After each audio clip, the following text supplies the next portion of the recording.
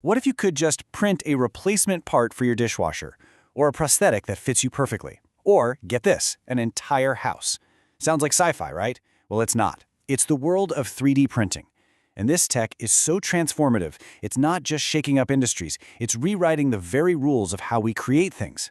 So let's dive into this revolution. To really get a sense of how big this is, you gotta think big, like really big. We're talking about a shift that's as fundamental as, say, the invention of the wheel, or the beginning of the digital age. Seriously, 3D printing, or additive manufacturing if you want to get technical, is that next huge leap. It's changing how we make, well, just about everything. And look, this isn't just hype. The numbers are absolutely staggering. A recent report from the European Patent Office found that patent filings in 3D printing have shot up 8 times faster than all other technologies combined over the last 10 years. 8 times! That's just an explosive rate of innovation. So, what's really fueling this fire? And could it actually burn out the very community that lit the match in the first place? That's the big question we're digging into. Because behind all this incredible growth, there's a real battle brewing for the soul of this technology. It's a clash between big corporate control and the open source community that, started it all. Okay, first up, the 3D printing explosion. Let's just try to wrap our heads around the sheer scale of this boom. The numbers, they paint a picture of a technology that's not just growing, it's hitting its stride at lightning speed. Just look at that graph. See that curve? That steep climb starting around 2013? That's what we're talking about. This patent surge has just powered a massive expansion. We're talking industry revenue tripling to over $18 billion since 2016. And the projections? They're aiming for $50 billion by 2028. It's wild. So, who are the big players in this patent race? Well, it's mainly the US and Europe. They're responsible for almost 3/4 of all the 3D printing patents worldwide. And if you look at the companies filing them, it's a real who's who of the big engineering giants. We're talking General Electric, HP, Siemens. They are all pouring money into this to stake their claim on this new frontier. Right. Next up, 2 engines of innovation. Because this whole patent-driven explosion, that's really only one side of the story. The 3D printing world is actually powered by 2 totally competing ideas, 2 completely different engines driving all this innovation. Okay, so on one hand, you've got patented innovation. Think of this as the corporate model, right? It's all about protecting those huge R&D investments, pulling in venture capital, and locking down proprietary tech. But then, on the other hand, you've got the open source world.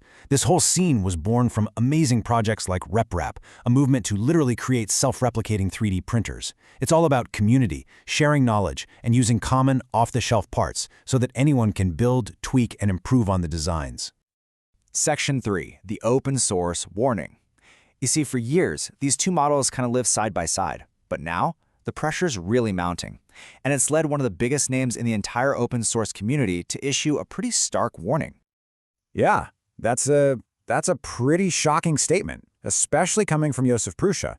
I mean, his company is an absolute titan in the hobbyist market. He built his entire empire on open source principles. And now he's the one saying that whole era might be coming to an end? So why the doom and gloom? Well, Prussia's argument is that his competitors are playing a different game. They can sell printers at a loss, partly because they're backed by government subsidies. And those same subsidies encourage them to file patents for every little innovation. It creates this totally unlevel playing field where open source companies who share all their work for free just can't keep up financially. And this brings us to the user's dilemma. Because this whole conflict isn't just some abstract debate, It directly impacts every single person who uses a 3D printer. It really forces you to make a choice between 2 very, very different experiences. This comment from a user on Hackaday really nails one side of it. A lot of people, they don't want to tinker. They're not looking for a project. They just want an appliance that works. You hit print and a perfect object comes out. And that's where closed source companies like Bamboo Lab have just knocked it out of the park. They deliver that polished, super reliable experience. But then, you've got the other camp, the tinkerers, the hackers, the customizers. For them, the fun is the build. Open source projects like Voron give you the ultimate flexibility and control. You're not just buying a tool here. You're building one from the ground up, and you can tailor it perfectly to whatever you need. So here's the trade-off, right? Closed source gives you convenience and reliability, but it kind of locks you into their world, their parts. Open source, on the other hand, gives you total freedom, customizability, and it's usually easier to repair. But it's going to demand your time, your effort, and there's a pretty steep learning curve. So the question for you, the user, is, are you looking for a tool or are you looking for a hobby? What's really cool, though, is that this might not be a one or the other kind of thing. The person who just wants a tool today could get curious and become tomorrow's hobbyist, feeding right back into that amazing open source community. Now, let's talk about printing a greener future. Because whether you go for a closed source tool or an open source hobby, that choice is part of a much bigger question. How is this technology, and the way we're developing it, going to shape the future of our planet? This mad dash to innovate is now bumping right up against the race for sustainability. A really key idea here is something called the circular economy. Basically, the goal is to get away from the old linear model of make, use, and throw away. Instead, the idea is to create a closed loop where the stuff we make today becomes the raw material for the stuff we make tomorrow. It's all about designing waste out of the system from the very beginning. And 3D printing's role in all this, it's complicated. On the one hand, it's a huge win for sustainability. It can dramatically reduce manufacturing waste, it lets us make things locally and on demand, which cuts down on shipping, all good stuff. But, on the other hand, let's be real, most of the plastic filaments we use are still made from fossil fuels. Recycling 3D printed objects is a real challenge, and you could argue it just makes it easier to create more cheap, disposable plastic stuff. And this brings us right back to that central conflict, doesn't it? Intellectual property. Is aggressively patenting new, greener materials the thing that will create the financial push to make them mainstream? Or will it just lock away these crucial green technologies, actually slowing down our shift to a sustainable circular economy?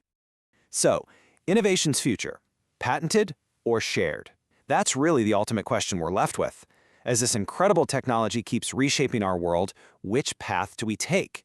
Is the future of innovation going to be built on these proprietary, patented systems that promise us speed and a polished product, or is it going to be built on that collaborative open source spirit that lets anyone anywhere create, modify, and share? The future is, quite literally, being printed as we speak.